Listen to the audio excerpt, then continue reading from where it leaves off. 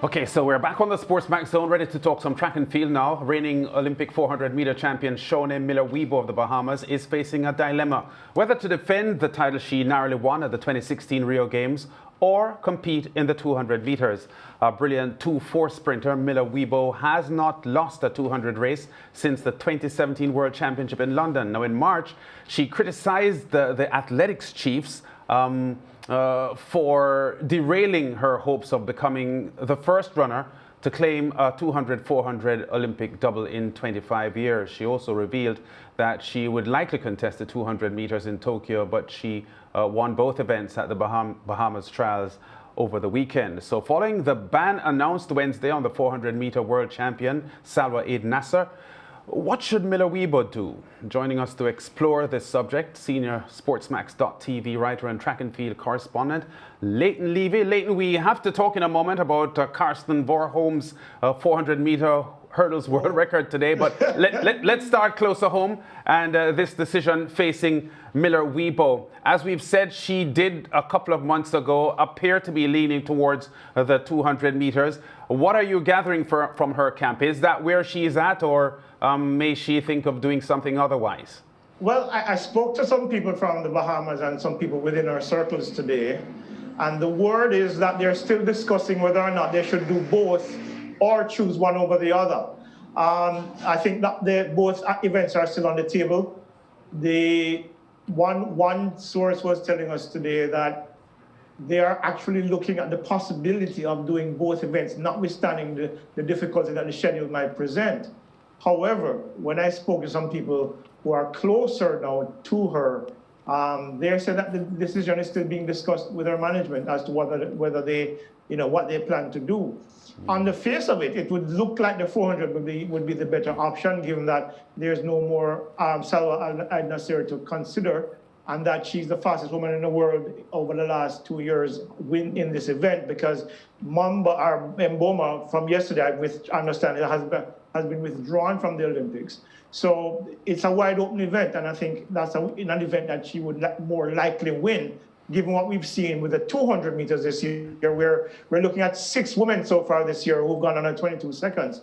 Shaunae's best time, 22:03, and word is that she's coming off an injury as well. So she might not be 100% with about 3 weeks to go. Yeah, well, we just in the basketball segment, Leighton, spoke about the Phoenix Suns not getting to an NBA championship final since 1993. That's almost 30 years ago. Well, it's 25 years plus that a woman has doubled 200, 400 at the Olympic Games, 96, Marie-Josée Pérec. Pérec, yeah, and we had discussed this on this show before, that based on the scheduling, it doesn't seem smart for Shaunae Miller-Uibo to attempt to do it. If you were her coach, what would you want her to do? Well, if she had been preparing for both, I'd run the 400 because it's a wide open event, and she'll be the first woman since Pérec to actually win back-to-back 400-meter titles. That's something that's something of an accomplishment, because Pérec is the only person to have done it, I believe. The 200 is a much tougher situation this year with the quality that we've seen in the event. And of course, I think a lot of it will also be determined by the fact that she'll go up against a Shelley-Ann Fraser-Pryce in just about a week's time in Monaco. But the reality is, if I should present right now and say, decide, I'd say go with the 400, because it's the easier pathway to a gold medal at the Olympic Games. And Leighton, I know you said earlier in conversation that you have been speaking to, people close to her and people in her camp. Can you give us an idea as to when we'll get proper confirmation as to what Shaunae Miller-Uibo is doing? Well, it should be happening anytime soon, because one person that I spoke with today said that while they're discussing it, they really have to come to a decision in the coming days, they said, because then they'll have to really make a decision right now, because the Olympics are only 3 weeks away. I don't think the window is closing rapidly on what her decision will be, and that is expected to come within maybe by next week. Maybe we'll see a decision after she runs in Monaco next week on, I think it's July the 9th, and then I think she'll probably make a determination either before then or by then. Yeah. Well, at that Monaco meet, she's expected to face Gabby Thomas, the fastest woman in the world at the moment, and Shelly-Ann Fraser-Pryce. So maybe that could be an indicator to her what her preferred event should be for Tokyo. But as I mentioned earlier on, Leighton, two-time world champion Karsten Warholm broke the 29-year-old world record in the 400-meter hurdles, the long-standing record in the men's event. 46.70 the time he reported at the Diamond League meeting in Oslo today. American Kevin Young, of course, had held that record 46.78 from the 1992 Barcelona Olympics. Now, we saw Rai Benjamin run pretty fast over the past weekend with the US nationals. How stunned or impressed are you with this effort today from Warholm? Impressed but not surprised, Lance. Ato and I have been having the discussion because he thinks that Rai is going to run really, really fast, somewhere in the region of 46.5 or lower.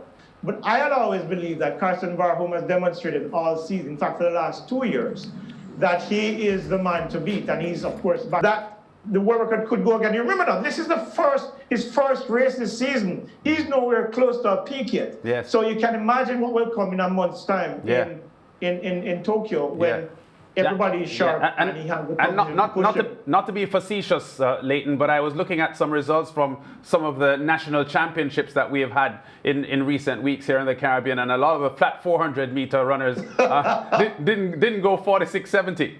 I said it last week at the national championships that these guys are running hurdles times now because they're not in that. Warholm could run a 400-meter hurdle and challenge them over the flat 4. But he and Benjamin and earlier Abdurrahman Samba have really pushed this event to a level where it's probably one of the most exciting events now. And when you consider that you still have Karen McMaster, who possibly will run faster this year. Of course, Alison Dos Santos, who established himself now as a legitimate medal contender. And we're anticipating the return of Abdurrahman Samba from Bahrain. We are going to likely see something spectacular in Tokyo. Yeah. All right, Leighton, as usual, always great talking to you. We're 23 days away from the start of the Olympic Games now, and in spite of the COVID-19 stress and so on, I think some of these exciting performances on the track is getting us all geared up for a great Olympic Games. I can't even sleep at night anymore. Leighton Levy there. Now, in today's Olympic Corner, we hear about the official entry list for this summer's Tokyo Olympics in tennis.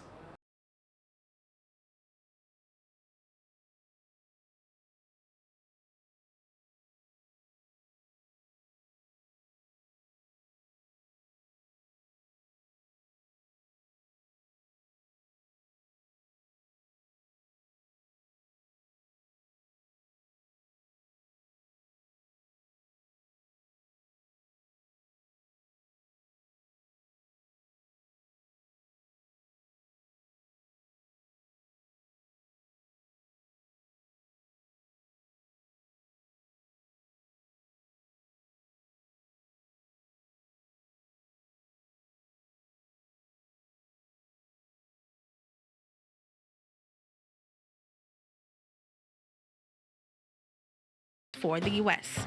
Between the men's and women's fields, a total of 46 nations will be represented in this year's Olympic tennis event, which will take place at Ariake Tennis Park from Saturday, July 24 until Sunday, August 1. According to the ITF's Olympic qualification system, entries are based on the WTA rankings on June 14, the Monday after Roland Garros. All players must be in good standing with their national association and have made themselves available to represent their country in the ITF's international team competitions. The Tokyo Olympics are set to go underway on July 23. That's it for today's Olympic Corner. Do remember to watch the SportsMax Zone for your daily Olympic updates.